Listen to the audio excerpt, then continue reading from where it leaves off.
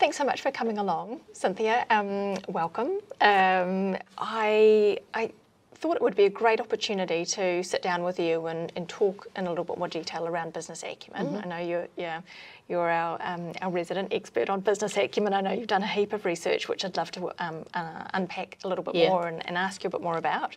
And the key reason the sort of came up as an opportunity to chat was that we've been doing a lot of work around identifying high potential talent and high potential leaders, and a lot of the work we've been doing really does align very closely to your model of business acumen and the research you've done around business acumen. And I just thought having a chat about business acumen with that high potential lens could be a really interesting one to unpack. So thank you very much for making the time to come along and talk about it. So as a reference, you've done an awful lot of research over 10 years into business acumen, and wondered if you might sort of just be able to kick us off by defining business acumen for us, because I know that's an area where there is commonly a little bit of uncertainty. Yeah, and I think if you understand what it is you're trying to seek, then you know where to start. So the definition that I like is one of Ram Sharam's, and he defines business acumen as the ability to position an organisation to make money or to return value. Okay, great. So to position an organisation to make money or return value. Yeah, and I think that's an important component, isn't it, when we look across organisations, whether they be public sector or private sector. It's not always just about commercial return. Yeah. Okay, no, that's great. And so maybe you could tell us a little bit more about the research that you've done and how you came to the model of business acumen that you utilise. So we've done research with the general working population, as well as with groups of people within an organisation.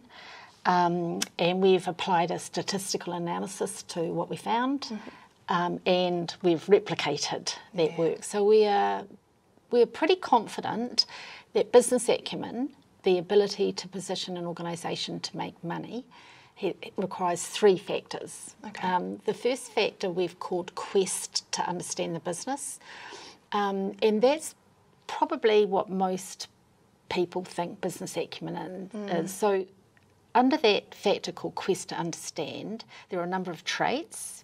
One is just understanding the business. How does the business make money? Where's the cost? Where's the value? How does it bolt together? The second one is trait is around data affinity. These people use data, they like data, they understand it, they can interpret it quite easily. They're also very clear thinkers, quite incisive in their thinking. So faced with a barrage of information, they can kind of cut through and work out what matters and what doesn't matter, and know where to focus. And I think they also know when they've got enough information to move on or make a decision now. Yeah.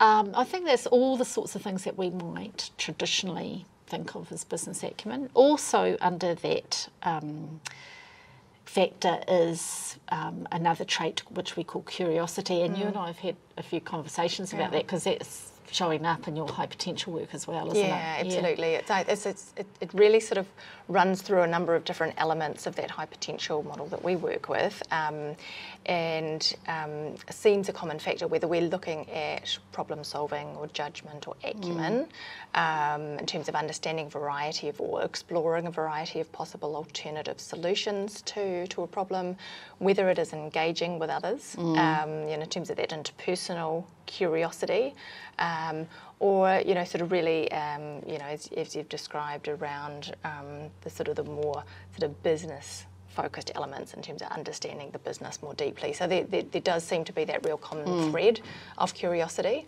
and so those who we see as having deep curiosity, particularly from a business perspective, they're deeply curious about their business. They're deeply curious about the sector. They'll know what's going on in the industry, and really have their antennae up as to what's going on with competitors or in the market.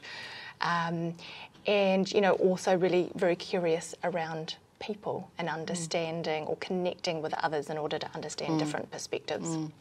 So that seems to be a real common element, and when we reflect that back to business again, these people might be, deeply curious about understanding how their own business bolts together to make money, like you mentioned, but also more broadly about business. They might be reading the business pages, or really constantly seeming to look at all elements with a business lens. Which brings me to the analogy you've told me about quite a lot, before. I know we've talked about it because I love this example, and often retail borrowed or stolen with pride your story, and I just wondered if you would be able to recount it for us. So as part of the research, we interviewed a number of business leaders, and I was interviewing one man who I think has bucket loads of business acumen, and I was in a cafe, and I couldn't help but notice he was deeply, not only was he talking to me about the research, but he was also very curious about how this cafe was operating, what's selling, what's not selling, how efficiently the staff are being used, how efficient an individual wait staff person is, what proportion is takeaway, what proportion is dine-in, and they just kind of got their antennae up all the time, and they're scanning their world with that kind of lens, if you like. That's fascinating. Yeah, it is. It's fun. Yeah. Okay, brilliant. So in terms of the research, I know you've sort of mentioned, a number of factors, that it's not just what we typically think of as business acumen or being that more financial orientation. Can you tell me a little bit more about the rest of your model? What are the other factors? Before we do that, there's a reason that we have called this factor quest. It's quest to understand the business. And the word quest was used deliberately because it implies that kind of energy, that curiosity, with that energy, with that need to know. And people with business acumen have definitely got that quest, that energy, that kind of drive to need to know. I really like the emphasis you've put on that word. That really gives you a sense of it, doesn't it? And it appears in one of the third factor as well. You'll see that coming up again. But the second factor is that our research showed was to do with the nature of the relationships they've formed with others. And I know you've done a few assignments lately that have really thrown light onto that factor. Yeah, absolutely. And I see, those elements within that relationship component of the model show up in a number of different ways, and I know that there's a few of those traits. So, one area where we do really see that coming through is, I think, as I mentioned before, and that connecting with others with that real genuine curiosity. So rather than moving into an engagement with another person to present their viewpoint or convince someone around their way of thinking, those people with that real focus on connecting to understand others, so they've got that real openness to other people's viewpoints and perspectives. They might even proactively seek challenge to their own existing viewpoint. It's that real curiosity that they have in terms of how they engage with people. The other, sort of components that I see coming through is that focus on developing others, and I know, as we've talked about before, and I know I have pre-existing knowledge, so it's a bit of a not disclosure, but that focus on those long-term sustainable relationships. I think people with higher business acumen, they connect first to understand. They want to understand your business because they are genuinely interested. But having understood your business, now I understand if there's an opportunity for me to add value to your business or for our business, and can I position the organisation in a way that you see us as an attractive partner. Yeah, nice. So. The other thing, a lot of people think people with business acumen are quite ruthless. And our research says that that's not business acumen, that's kind of doing a deal and moving on. Yeah. People, as you said, people with business acumen, they've got a longer term lens. They want everybody to make money, They want to, that saying, leave something on the table. because they want to form a long-term partnership with you. It's not transactional. Yeah. Yeah. Yeah. And as you said, we have also found that people with business acumen are very good people developers, but again, they come to that people development with a different lens. It's quite subtle, but it's, will this training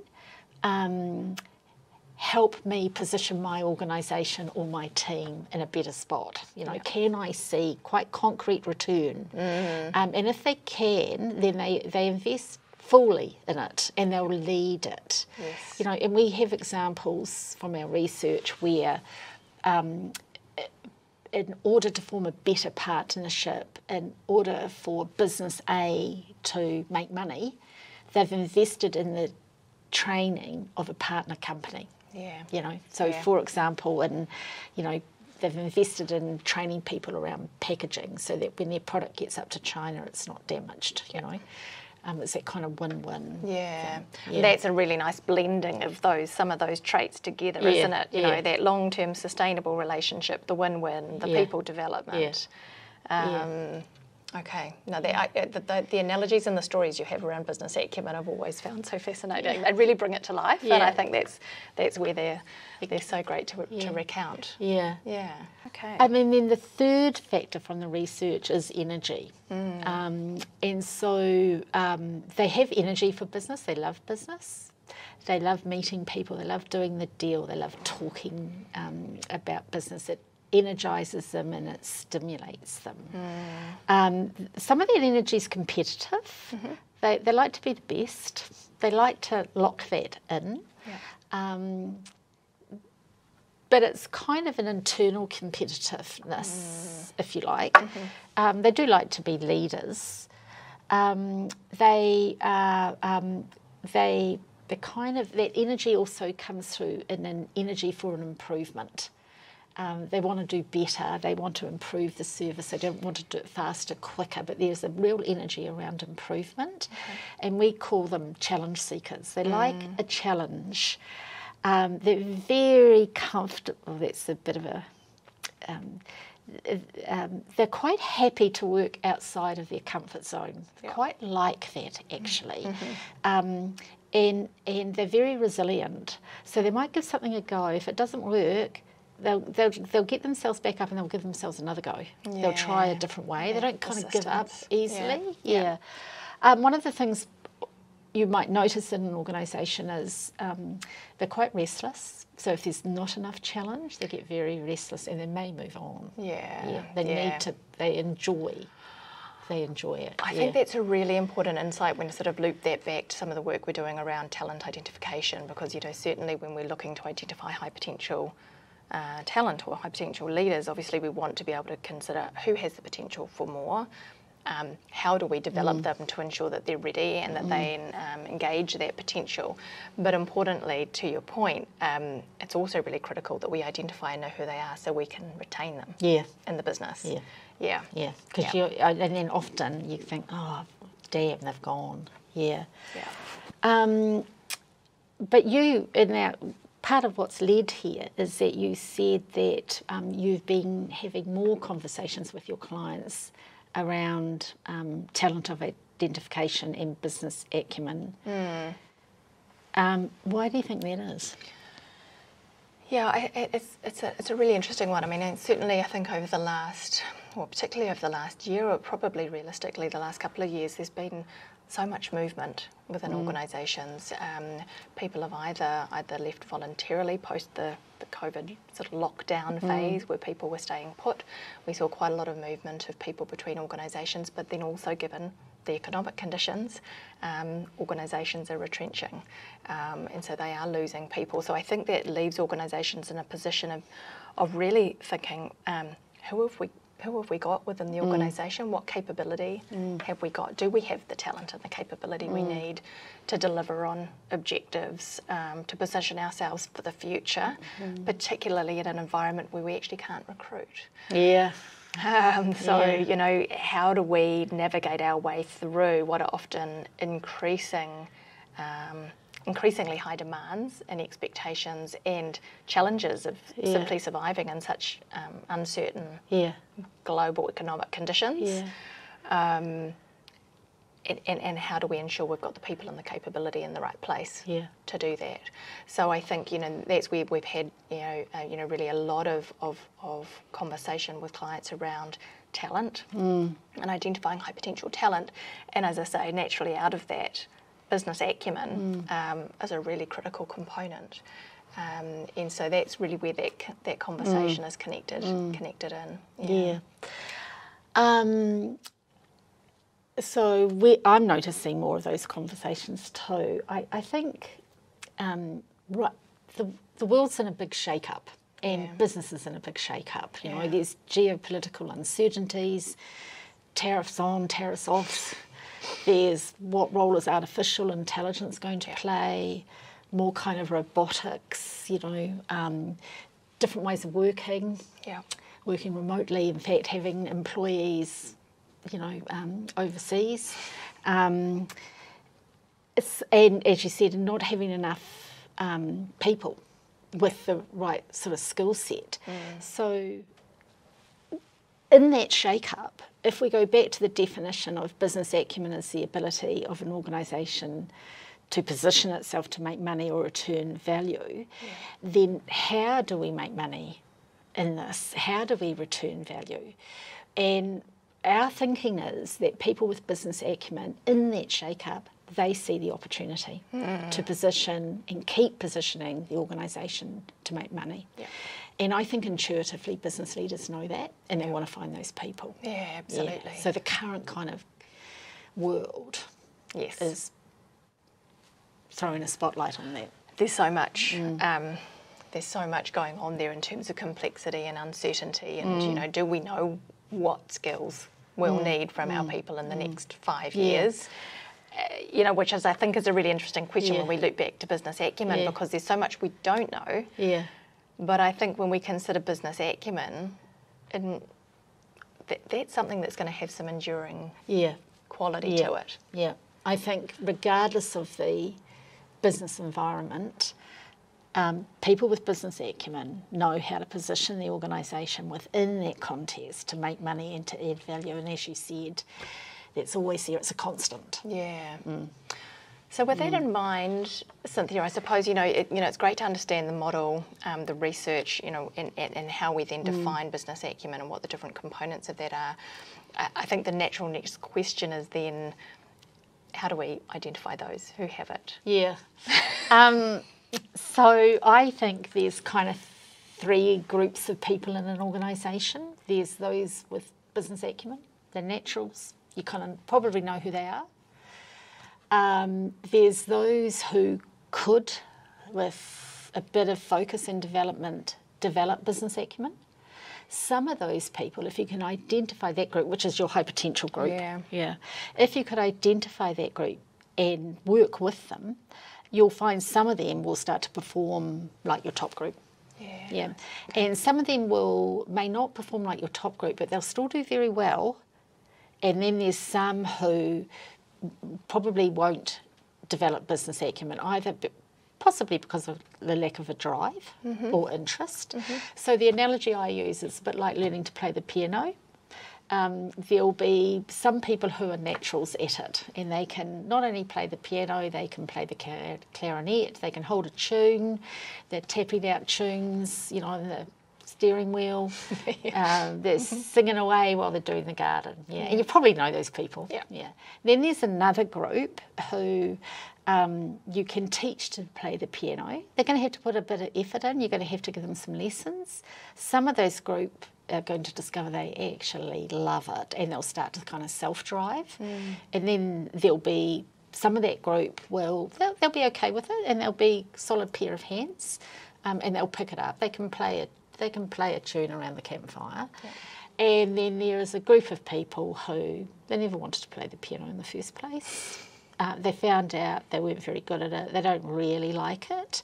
So, maybe those people, their talent lies in playing soccer or in drawing. Yeah. And I think it's the same in an organisation. There'll be the naturals with the business acumen, there'll be the high potentials, some of whom will go on to perform at really high levels, the others who will be kind of a safe pair of hands, reliable, and then there'll be a group of people in the organisation who won't have business acumen either because they don't have that way of thinking, or they're not interested. Yeah, I really like that analogy. Yeah. So then the challenge, I think, for organisations, I think organisations often know who the natural business acumen people are. They see all of those behaviours that we've described before, but for an organisation that we talk to, it's what sits beneath them. Yeah. Where's our potential group? And I guess that's where the business mindset questionnaire comes in. Yeah, and you've been using that? Yeah, absolutely. Yeah, I don't think that's it's been dovetailing really, really nicely into some of the work we've been doing around identifying high potential. There's a lot of commonality, as I say, between those factors that we're looking for to identify in high potential talent, and many of all of the factors you've taken us through in terms of that business acumen model. And so it can be used in a number of ways. And we have certainly used it within a selection context when you're bringing people in from the outside or buying talent in, but equally it gives, I think, a really nice pathway to identify those areas of development, or those individuals who do have the potential to develop it, as you've mentioned. So, and those profiles will look different for different people, but it gives you an idea of where do people have existing strengths around business acumen, and where might they have some gaps, and certainly curiosity again comes through for me there around those people where they may not necessarily have the business data affinity, or they may not necessarily have a really strong understanding of the business they're currently operating within, or there might be some gaps around their incisive cut through, as you described it, but they're really interested. Yeah, and they're really interested about people and learning about people, and they're interested in learning about the business. So they're on the pathway, I suppose, but there's some things that need developing. And that's what I think I love so much about having the clarity of the model that you've defined is, when we talk with many organisations and there's a lack of clarity about what do we mean by business acumen, then there is an uncertainty about how we go about developing it. But when you've got that model and you can evaluate someone against those different factors, that gives just perfect clarity for that individual to say, these are some strengths you could keep building on, here's some emerging strengths, and these are some areas that actually might be a gap, a derailer for you. So I guess there are two versions of the business mindset questionnaire that we've developed with you. The first one is selection. So how do I select for that in the first place? We always think manager gateway is much easier if you can do that. Hard, as we said, in this environment at the moment. So there's the selection tool, and then there was the tool that we've developed for development purposes, so that it would be suitable for people who are in the organisation, and within their report there are some ideas about how they could develop their business acumen further. But I think there's some other ways. There are the formal courses which an organisation might already be using. The classic is finance for non-financial managers. Or, there might be a marketing course up at the online or up at the university. So there's that kind of formal learning. We have seen some really good work done in business simulations.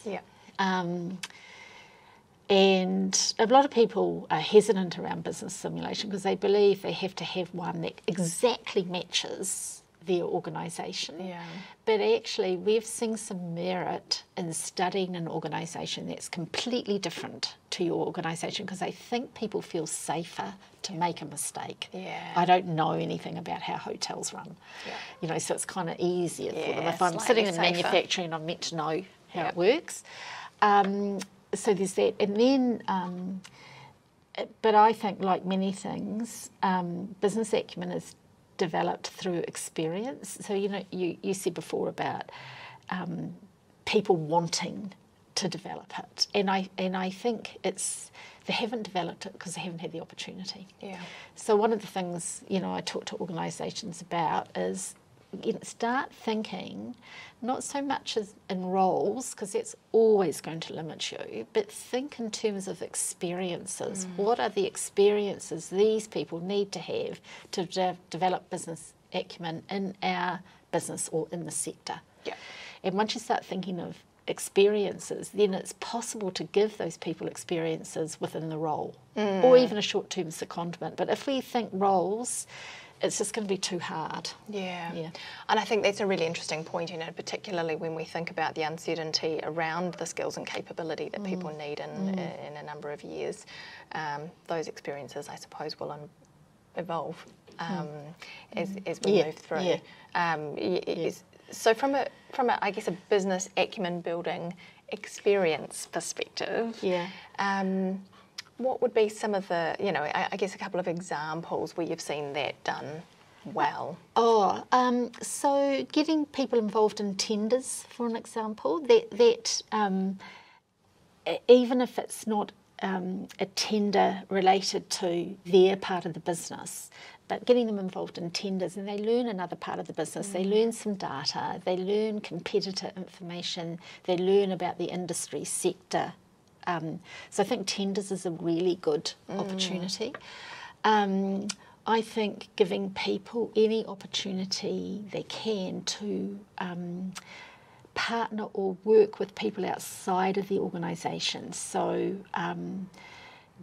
go out and you might not be in marketing, for example, but get involved in that proposal and get involved in selecting the supplier. Yeah, okay. It could be get involved in some sales visits to learn more about who the customers are. And I think we underestimate the power of the kind of informal conversation. So if you are taking somebody to a meeting with the bank, for example, there's a huge opportunity to coach that person in the car on the way out. Yeah. Say, this is what I'm trying to achieve. Yep. And in the car coming back, debriefing. Yep. And we really underestimate how powerful some of those conversations are. And another person from the kind of study group, he was delightful, and he was in the hospitality industry and worked for a number of different hospitality organisations, and he had a book. And if when he got a pearl of wisdom, he would go back and write it down on the book. And he had this great journal of business wisdom, really. Wow. Yeah, and from those informal conversations, and he's gone on now to open up 2 or 3 places, which I understand to be very successful. Yeah. Fantastic. Okay. Thank you very much for all of your insights, Cynthia. Thank you.